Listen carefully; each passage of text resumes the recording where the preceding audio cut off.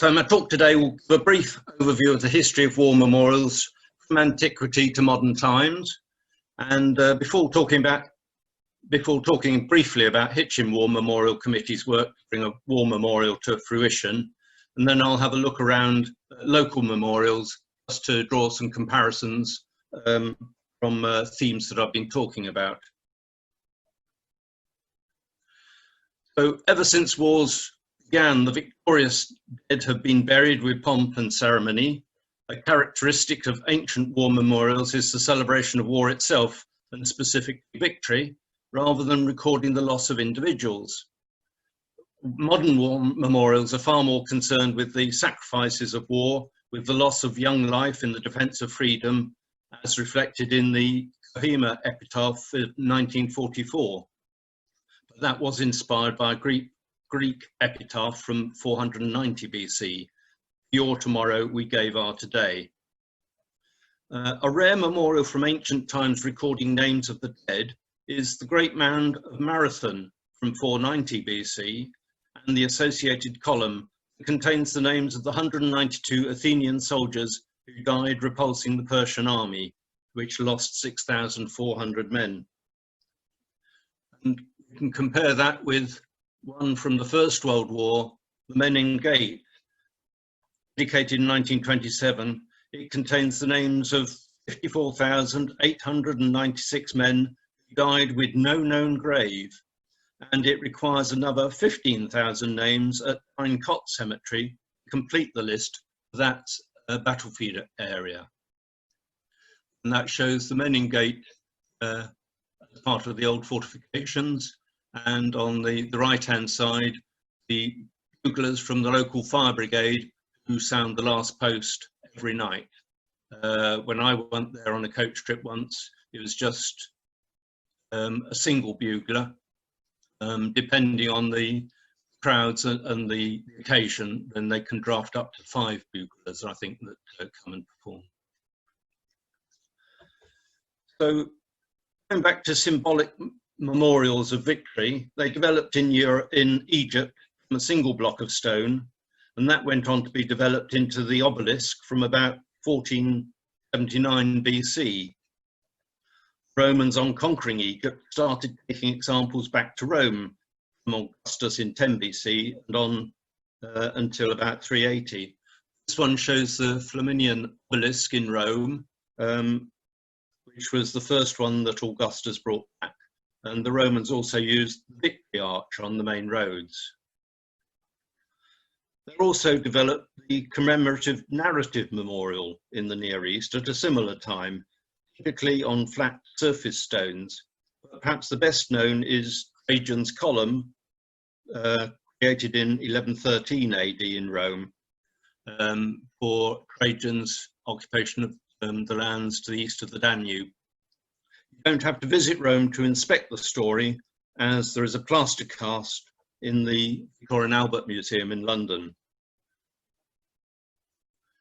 The third form of memorial developed in the Christian world was the cross. The first example is Constantine's memorial at the Milvian Bridge from 312 AD. On the bridge, Constantine received a vision and ordered that his army display a Christian cross on their shields.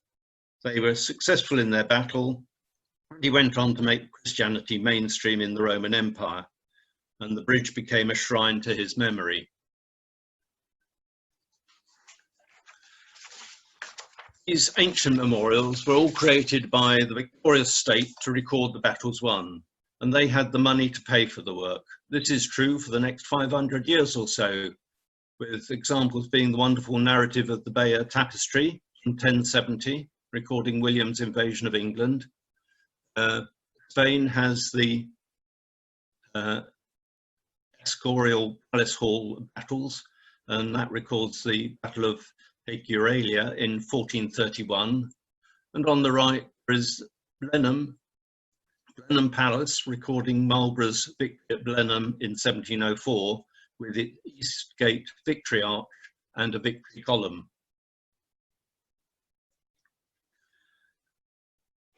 Memorials to individuals appear in our churches, paid for by the local wealthy families. When Nelson died at the Battle of Trafalgar in 1805, his loss resulted in public subscriptions that erected traditional columns in his memory. Glasgow, on the left here, was the first town to erect a memorial by public subscription in 1806, an obelisk 144 feet tall. That was followed by Dublin's Nelson Pillar, only 134 feet tall, which was built for £6,500 in 1808. But some things are not sacred, and it was blown up by the IRA in 1966. Edinburgh was building a signalling monument, only 105 feet high, in the shape of an upended spyglass in 1807, but funds ran out during the building, and it took 8 years before a new area completed it, so that can get a show on this screen. Over in Great Yarmouth, at 1817, the Norfolk Naval Pillar, at 144 feet tall and surmounted by Britannia, was erected, recording the 4 victories that Nelson had. And then finally, in 1840, a 169-foot high column, surmounted by a large statue of Nelson, was built for £47,000, and that required government assistance to complete the project. As they pointed out, it would be a bit of run-do if London couldn't complete a statue of its famous victory, so the government decided to step in. On the latter 2 columns, then, there are plaques recording his main victories, and also in his birthplace at Burnham Thorpe. East Anglians in London had a bust of him dedicated on the centenary of death. As the 19th century progressed, so did the ability to report back on the battles and the conditions, and have this information disseminated back home by the newspapers. Initially, you start seeing things like these memorials in Norwich Cathedral to the Afghan War on the left and Sikh attacks in India on the right, where names of officers are given, but only the numbers of sergeants and other ranks recorded. But at least they're starting to acknowledge the ranks in the memorials. Then we came to the Crimean War and the reports of William Howard Russell of the Times and the photographs of Roger Fenton, which resulted in Florence Nightingale setting up hospitals to send to the wounded, and the public appreciating the conditions and sacrifice of the men in the infantry. This resulted in the first memorial to other ranks, with the Guards' Crimean Memorial, which was cast from captured Russian guns and commemorates the 2,152 officers and other ranks who died in the war from the Grenadier, Scotch and Coldstream Guards. Private memorials became more common in parish churches with the wall plaques, such as the one on the right, which found in Morton Hampstead in Devon for a son killed at Redan. Also killed at Redan, when I was looking through my slide little index to see what I'd got, I suddenly discovered that the memorial in Hitchin Parish Church to the Lord of the Manor's son, Lieutenant in the 25th Royal Welsh Fusiliers, who died at the Alma attack, was complimented by a fellow officer recorded in Hughenden Manor's Parish Church, where his brother, who also died out in the Crimean War, is shown. So there we've got a plaque in one church and a memorial window, 2 sons in another one by the local Lord of the Manor. By the time of the Boer War or the South African Wars, the names of people reported were far more common. From my hometown in Plymouth, the obelisk on the left records the death of one of Queen Victoria's grandsons, Prince Ludwig. And on the right, a traditional war trophy of an enemy's gun records the crew of HMS Doris, who died in the field. Norwich has a freestanding war memorial with statue and metal panels recording the names from the county. The smaller monument just off centre, is from Huntingdon as a county memorial. And the memorials in parish churches tended to be lists of the names of dead, as given in the brass on the top right from Hitchin Church, and then in the bottom left, quite an ornate, splendidly carved alabaster plaque in Dover Church. Perhaps memorials not so many in the country because of the limited number of the units involved, and so the geographical spread is not so great. Memorials were also raised by subscription for other groups, as these plaques for a local doctor in Morton Hampstead on the left, and school old boys recorded at Haileybury College on the right. And they also have one where United Services College, which was at Westwood Ho, having closed, their memorials were placed at Haileybury College.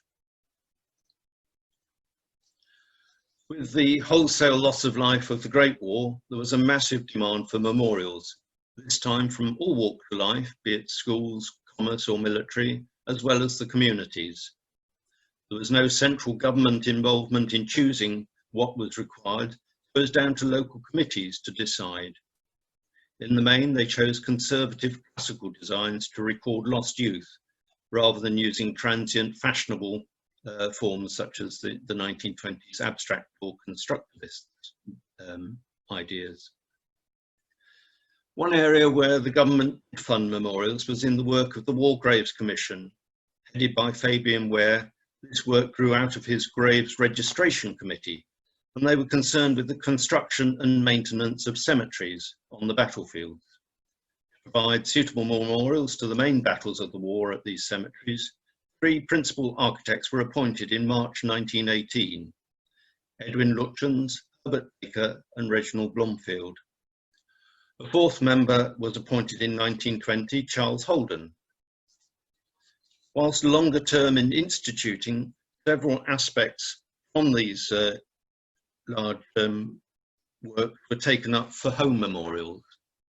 The picture here shows Tyne Cot on the left, linking back to the Menin Gate fine, and the curved wall that you see on the top of the slide, that is where the names of the dead with no known grave are recorded. And it's an interesting one, as there are German bunkers showing that it's been built on the battlefield line. The cross of sacrifice is built on top of a bunker, and the area where the graves aren't so densely packed and a bit higgledy-piggledy, that shows that they were instant battlefield cemeteries created from those that died on the scene before the main aggregation of graves into the large cemetery itself. So even the cemeteries have a lot of stories to tell. On the right, on the upper one, the cross of sacrifice is by Blomfield, and on the bottom you've got the large, I've forgotten the name now, the Great Warstone, there we are, let me know, that Lutyens created. And in England, if you go to York, where the London and North East Railway's headquarters was based, Lutyens created their company war memorial, and you have the Great Warstone and his steps leading up to it as part of the design. And on the right, Blomfield gave permission for his cross of sacrifice to be used at Rye, which was his hometown. Lutyens went on to create Cenotaph, and we've just passed the centenary of its unveiling with Armistice Day of this year. So probably people are aware that it was built in 1919 in a wooden and plaster frame as a centerpiece for the Peace Day celebrations. But it was so well received that it was recreated in Portland stone as a solid monument and a permanent memorial, which is what you can see today. And on the right-hand picture, the unknown warrior on his way to Westminster Abbey, and just having had the wreath of bay leaves and roses placed on the coffin by George V, is just leaving after the 2-minute silence. The senior service, the Admiralty chose to record the names of those lost at sea with 3 memorials of the same design at Portsmouth, Plymouth and Chatham. These are the 3 Manning Fleet Commands. And there we can see the Portsmouth one on the left, and that you can see also they record the names of the big battles and have illustrations of scenes at the battles, mixing both classical forms of obelisk and a narrative plaque. And on the right-hand side, Plymouth on the Hoe, on a rather dull day that I was decided to take photographs of my monuments there with Francis Drake on the left. And as an aside, there's a little granite cross in the foreground in the pathway, and you can just see in the tarmac pathway. And I mention that as that records the last public execution in Plymouth on the 6th of July 1797, when 3 Marines were executed by firing squad for mutiny, treason and sedition. It was part of the Channel Squadron mutiny, and there were 14 sailors were hung from their ship's yardarms in the Sound that day. And this was a publicly funded memorial for those who were thought to be punished with a greater than the crime. So I think that was later on citizens put that there as a reminder. It shows the difference between a government funding and local private initiative. The Army, individual units memorials started to appear. So on the left, we have the Guards Memorial with 5 guardsmen from the different divisions. On the upper right, we've got the Royal Artillery Memorial with sculptures by Charles Sergeant Jagger. And he used a representation of a 9.2-inch howitzer gun to give mass and scale to everything on there. Really remarkable monument.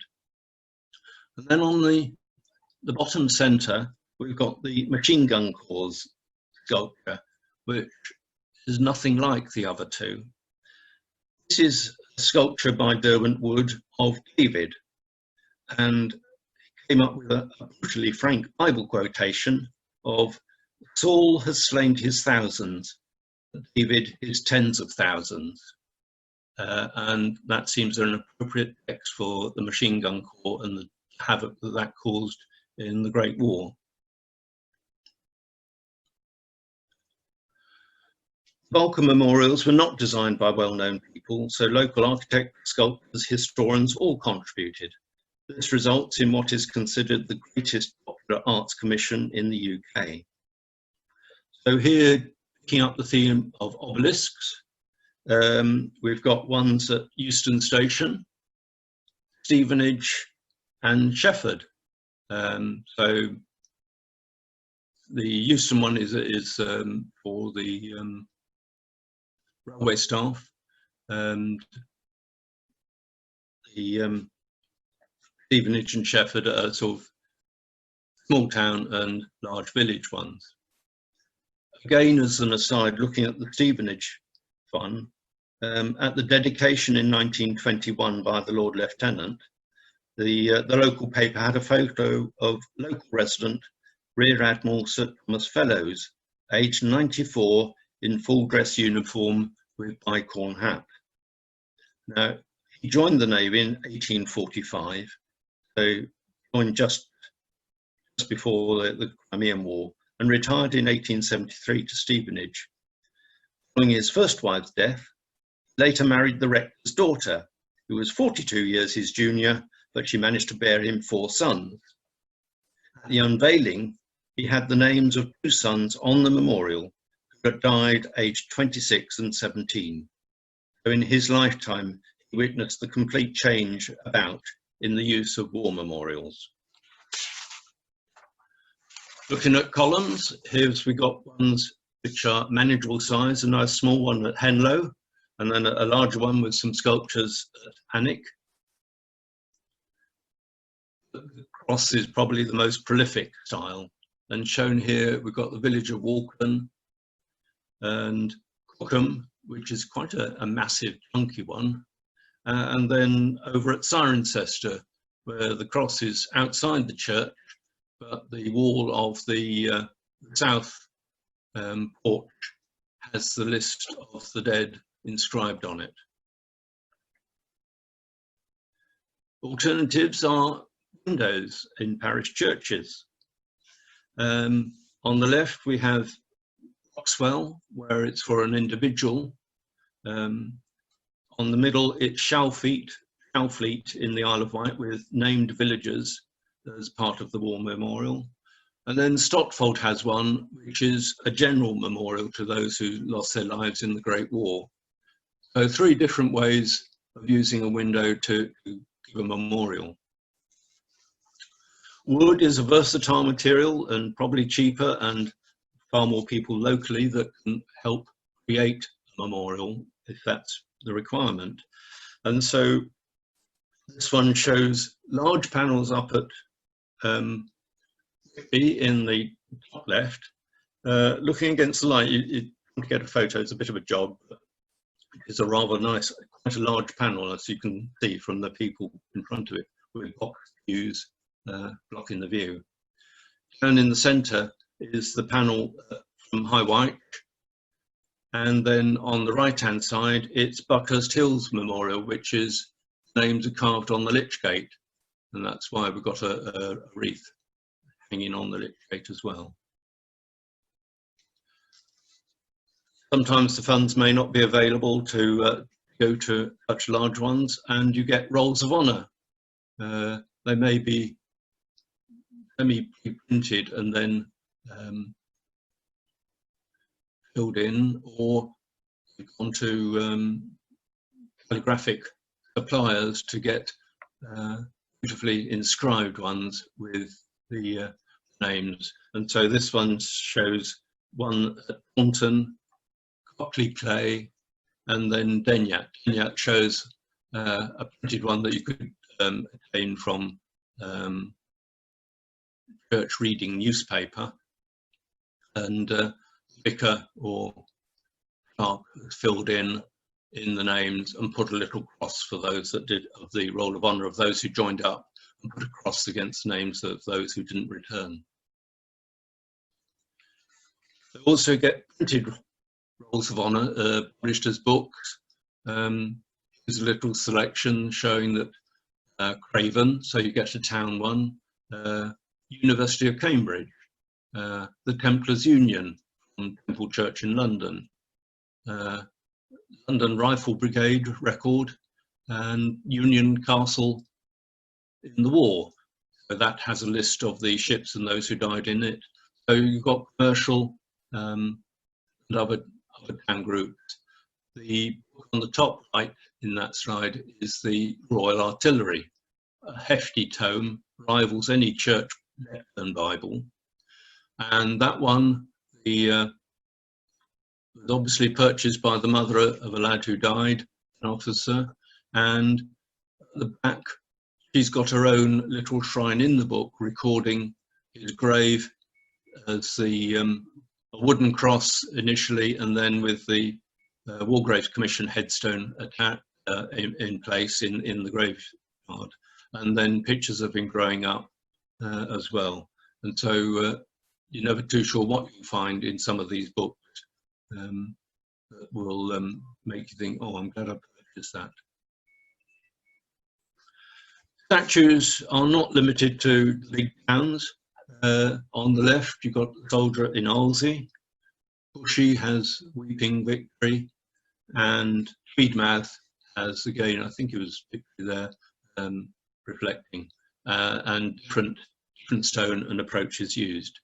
So it's interesting variety. And the one at Bushy has the list of the dead on the back of the memorial. Others went for buildings, and so here we've got the Peace Memorial Hall at Connecticut. You might recognise the local one, High Wyche Memorial Hall. The bottom below it, there is a clock tower at Hinksworth Village, and over on the right, Tilbury decided to have a clock tower and panels recording the names in the centre of the town. Schools also built memorials, particularly chapels, as shown here for Oundle School. And where the arrow shows, there's an ambulatory around the back of the East End, and that has the names of the boys inscribed on it. So it's quite moving. I'm very fortunate the school chaplain gave up part of his lunch hour to let us go and have a look at that one Saturday before going off to games. The work of commissioning and dedication of all the memorials lasted well into the 30s, with I think Marylebone being one of the last in 1936, just completing before the Second World War commenced in 1939. That resulted in a new list of fallen, which fortunately was not so vast, and so the names could be added to the existing memorial after the war. And so here we see Essendon's Cross with the First World War names around the base of the cross, and then the Second World War on the top step.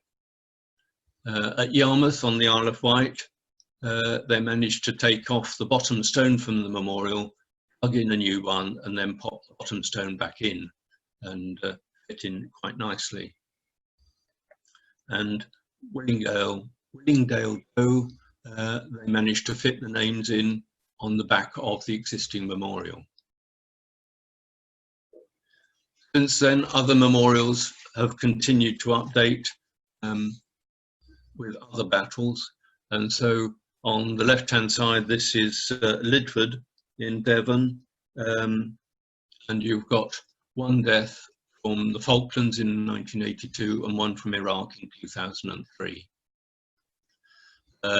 In top right, that one is at Alnwick, a single name, and killed in Northern Ireland in 91. And then on the bottom right, that's Sidmouth Church, where there are two big panels in the West End porch recording First World War names. Then there's another panel for the Second World War, which is the upper one with the brown bordering. And the vicar, after a long battle, managed to get permission to put in another stone to record others who died since 1945. I think it was a Korean War in particular that he felt should get recorded. But there again, it shows sometimes it's a long drag to get agreement that new names can be added or placed on a memorial. In recent times, there are still memorials for World War II being erected, sometimes harking back to ancient forms, whilst others use modern idioms. So here on the left, up left, we've got the Bomber Command Memorial with its colonnades and a central sculpture of bomber crew setting off. The Women of World War II on bottom left is a granite stone with sculptures of women's uniforms of the working around it. And then on the right, there is the Australia Memorial, where I think computer-controlled cutting of town names allowed, with the widening of the letters, that from a distance you then start getting the names of the battles to be spelt out before you get close enough to see where they've been created. So again, different ways of trying to come up with something to make people stop and think. And finally, really, the National Memorial Arboretum formed in 2007 by Royal British Legion, with a central panel trying to record all the names of those killed since 1945, and it gets a yearly update. I think currently there is only 1 year when there was no update required.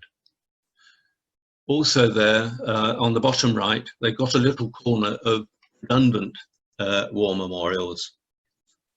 And that's when buildings or companies no longer exist, or buildings are to be demolished and there's nowhere else to take them, that people do try and find a new home for them. And they've got a little enclosed open air, but at least the rain doesn't get onto them for these, which are mainly shipping firms when I was there. The Rivers of Blood installation at the Tower of London for the centenary of the start of World War I was quite an impressive sight, and the copies were sold on afterwards for the public to take. And it's interesting that on the right hand side there you see for Snows Hill in the Cotswold, the village church, they bought 5 for the 5 villagers who died as a continuation to record their name and have a memorial in the church, as well as having a cross outside. Now, briefly, I'll just talk about my research into the Itchen War Memorial. Initially, my interest was sparked by a talk in 2008 at a special interest day held at Imperial War Museum, when Sonia Batten, a National Trust Heritage Manager, gave a talk on exploring the language of grief after the Great War, and thought she'd better show some local examples at the Duxford area. And so she happened to pick out Huntingdon, which is shown on the left there, and that one, the soldier was sculpted by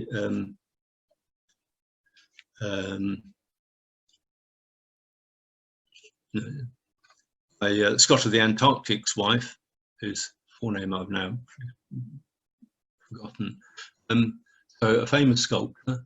And on the right there is the Royston War Memorial with the panels with names on. Tommy on cast with the Royston Crow emblem next to him, and behind him in the stonework carved 5 different ages of soldiers, up to the Boer War, Napoleonic and Crusaders. So an interesting collection showing in. And then the bottom is Itchen War Memorial by the church with panels of names behind central tower with slender spire and a cross.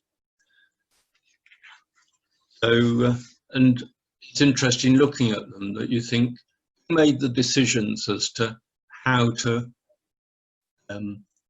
pick out, distinguish between surnames and forenames. So we've got Jocelyn E. Alfred or Jocelyn E. Arthur before you can get back to individual CP.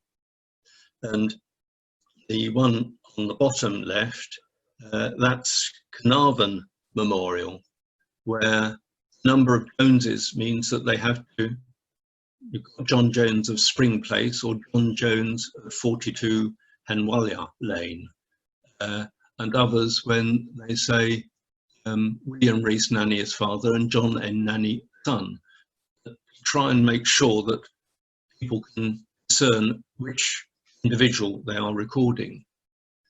Or do you follow Royston's idea on the right hand side there, where they go in rank order? It's helped that the first person on it is H. Ackroyd with VCMC, and then you get another Captain J.W. Woods and lieutenant, sub-lieutenants working down, and eventually you get down to privates and riflemen, and you're into full alphabetical listing. But it makes you wonder as to who decided which way to do the names. And also, as I should have said, that there's a choice each year when you're recording the years of the Great War. There's no disagreement about the war starting on 4th of August 1914. If you finish it in 1918 to record the armistice, or 1919 for the Peace of Versailles, which was signed on the 28th of June 1919? Or do you go to the later 1921 for when Germany and America signed their own peace treaty? Looking at the Uttlesford Recorder's Book of Lest We Forget of the Uttlesford District memorials, 2/3 of the memorials go for 1918, about 1/3 for 1919, and a couple just use the Great War. And so again, there is a bit of variety there. As a vicar in North Devon noted, there have been few parishes where the suggestion of a war memorial has failed to cause trouble of some kind. And again, the Uttlesford Recorded noted that Hackstead, Havering and Felsted all had major dissent over the proposals. So I'll let you go and read that up. Right. Hitchin research. I went to the museum and was quite surprised when they said, oh yes, we got a few items, and they came back with a particular minute book, the Hitchin War Memorial Committee. And so you either politely look at it, cast your pick through it and say, oh, thank you very much, job done. Or if you think you better book it out and come and look at it in the museum and take it stage by stage to follow the story, which is what I ended up doing. And I think it's fairly typical of what was happening elsewhere, that there were a variety of suggestions made as to where the memorial should be and what it should be. And so they produced a little questionnaire to say, what is your preference? You want it up in the cemetery, in the churchyard, on Butts Close, a nice open green space, Mill Hill, where it looks down on the town. And people already said they didn't want the memorial in the hospital, as who wants to be ill in hospital looking at a memorial for the dead of your friends. And other buildings didn't get off the ground. And so the UDC asked their resident architect to come up with a scheme, which you can see on the right, which looks splendid. So was the price. When they started seeing what the money was coming in, they realized that they couldn't afford a grandiose scheme. And you might go to, thinking back to the picture I showed you of the War Memorial, you might realize that the grand set of steps going up disappeared. The colonnade disappeared to become a wall, and really it's only the central column with the gate in front of it which remained unscathed. And so, and also the committee, having had a public meeting, and people suggested names, they ended up with 50 names on the committee, depending on organisations and things that were being represented. I think people soon decided that work wasn't for them, and the committee got down to something about 15 to 20 as regular people and smaller subgroups that worked effectively to bring it to fruition. Hitchin has its own local newspaper at that stage, with the editor being on the committee, and so every week there was a little update on how the funds were being raised. So again, local historian in there. It's great seeing the names. It starts off with Mr. Ralph Delmy Radcliffe giving £100. He was the local lord of the manor. Mr. French Ransom, Ransom's Pharmaceuticals, also gave 100. And Messrs. G.W. Russell and Son, a large tannery in town, gave £50. And then you start getting down to smaller and the more regular of £1 or £2, or in guineas, 1 or 2 guineas. It's interesting seeing that. And the graph shows how you had a great surge. The columns show the surge each month initially. Then you had long gaps when nothing really happened. And then you had a bit of a push towards the end to actually get up to the funding required. And in the best traditions, the funding was completed on its dedication day, when 2 of the more affluent members of the committee decided to split the difference between them of the expenditure and the income to make the book balance. And so they were able to sign off committee work on dedication day. And it's things like that that I found very interesting looking at, and wonder how much of that happened in other towns. And so Hitchin ended up with the Town War Memorial, a Church Roll of Honour, 2 Church War Memorials, 2 individual memorials in 2 different churches. 3 organisations had war memorials, the TA, the Odd Fellows and the Boys Club, and the TA memorial had to move when they moved. There are 2 schools with war memorials, and we've got graves up in Hitchin Cemetery. And so to a greater or lesser extent, you can see that throughout the area, even here with Bishop Stortford and the larger villages and the small villages. So finally arriving in Hatfield Regis and our home territory. If I'd been giving this talk in the URC Church Hall, as expected initially, I'd have said to say that our first war memorial, if we want to have a walk around the village, is only 20 yards away because it's in the entrance lobby to the church, the URC church itself. Most people just go into the hall at the side and don't go in by the porch to see that there's a memorial, a nice little marble memorial of the initial 29 names on the war memorial. It's interesting that I chose to put all 29 names, and there is no differentiation to say some of these names were for church members or people with connection with our church. It is always interesting to know when you get these memorials going up.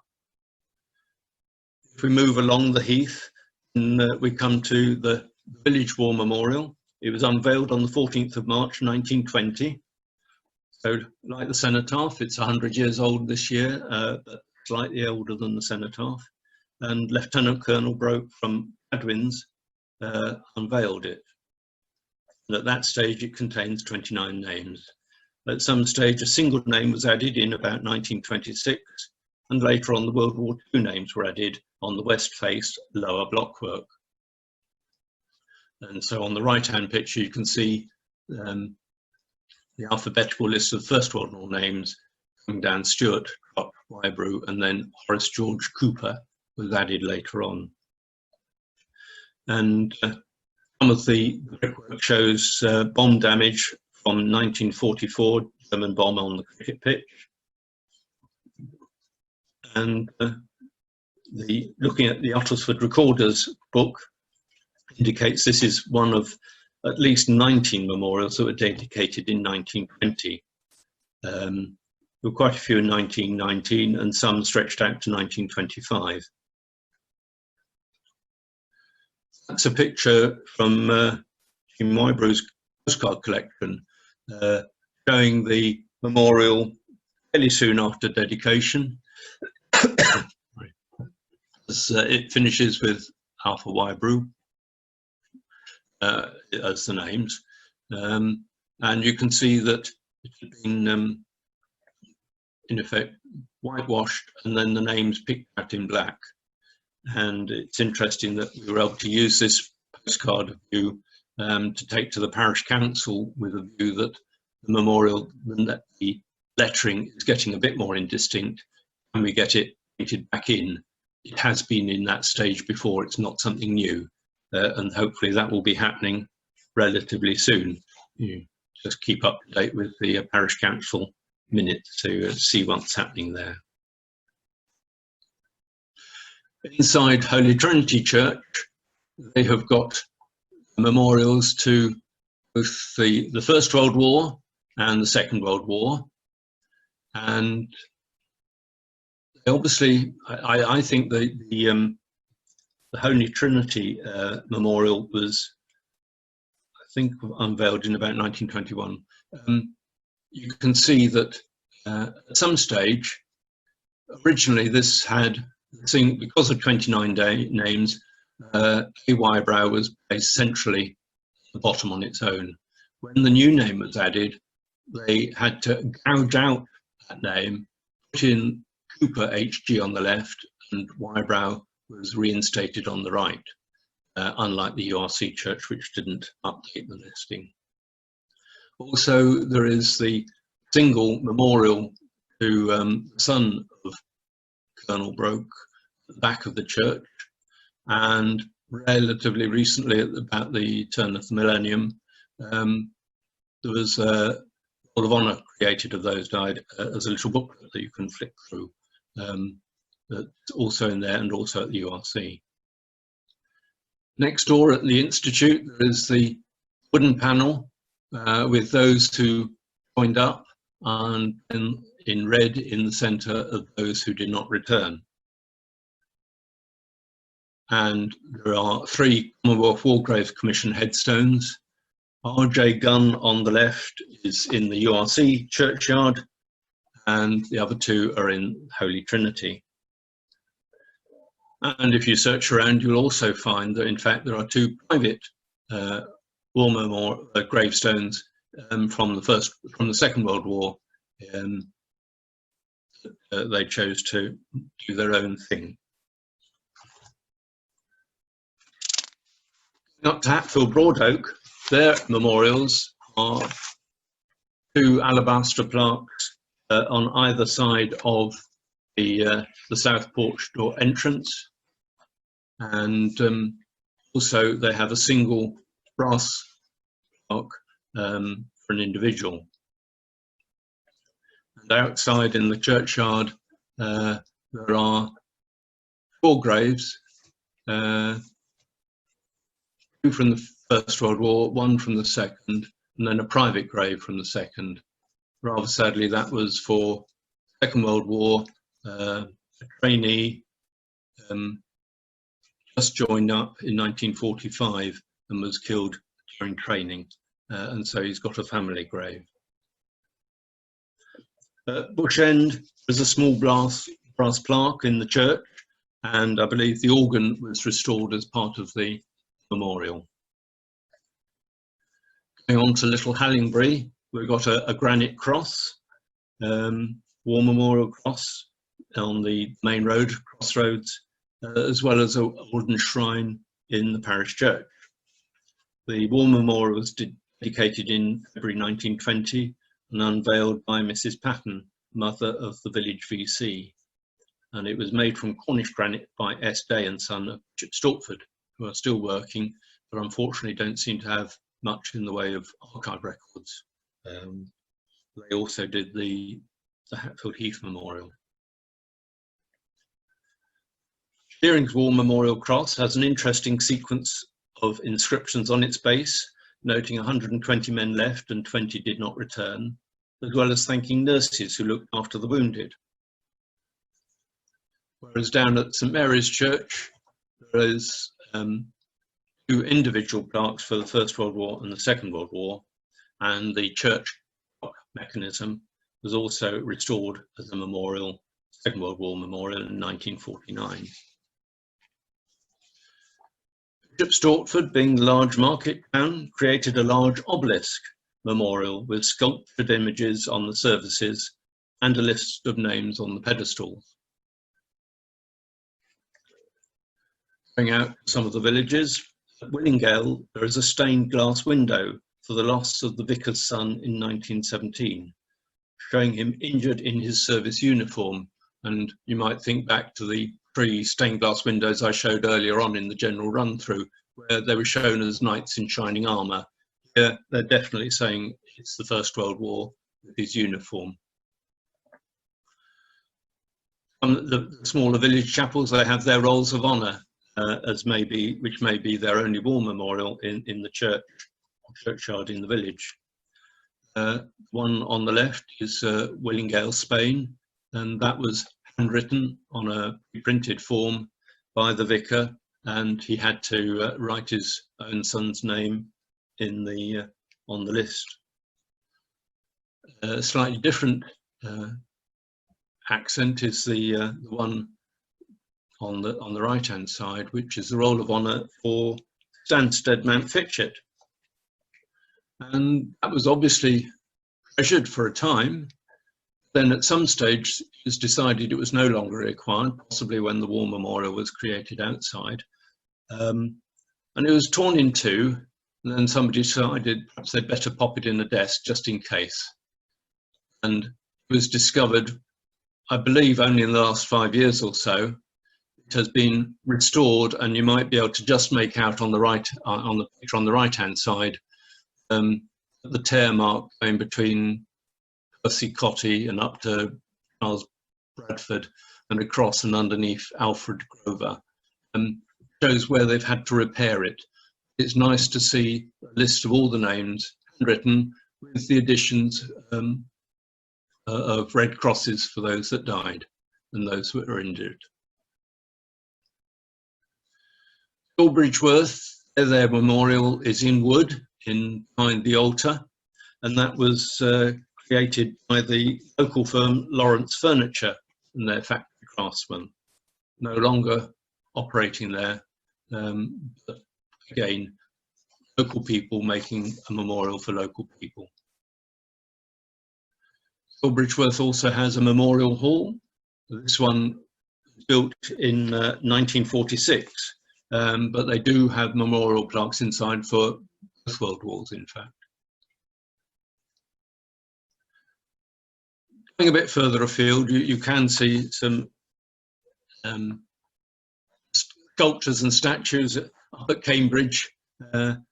Main Cambridge War Memorial is the young lads striding out as coming home. And in Trumpington, if you're coming in from the south, then the carvings of the War Memorial there are by Eric Gill of lettering fame and carving fame.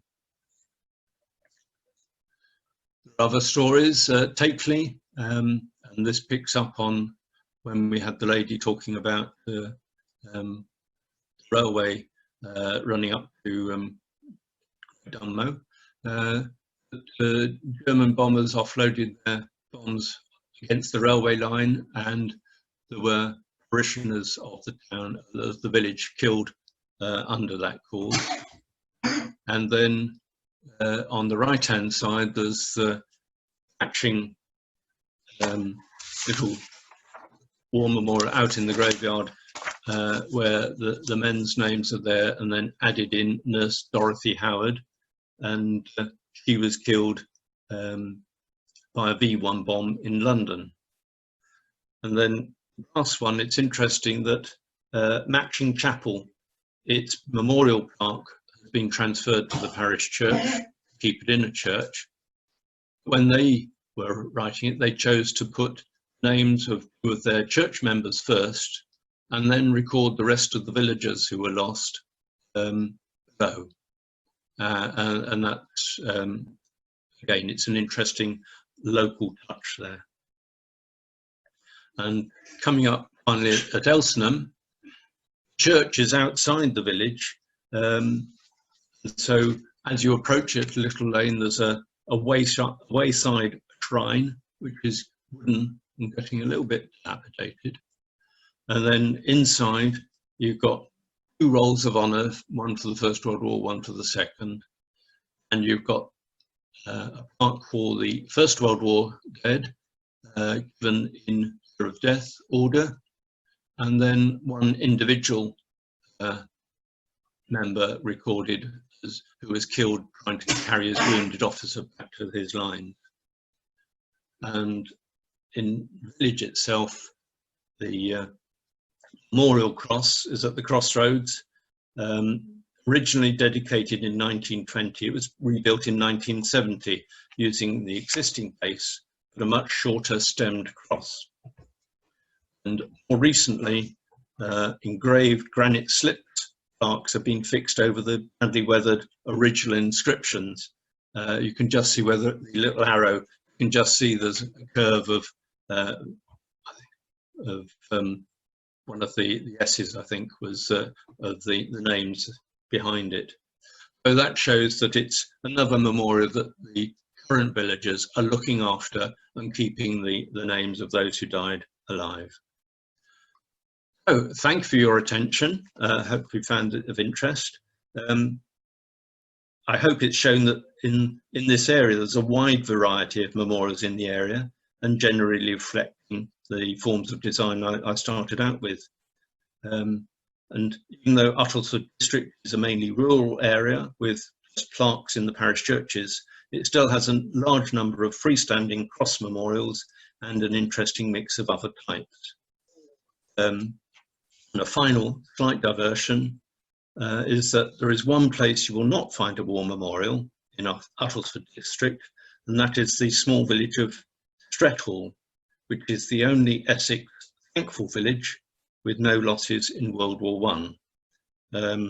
Arthur Mee coined the phrase with his drives around England, and I think initially there were 46. I think it's now up to about 96, but it's still quite a rare occurrence. So thank you very much.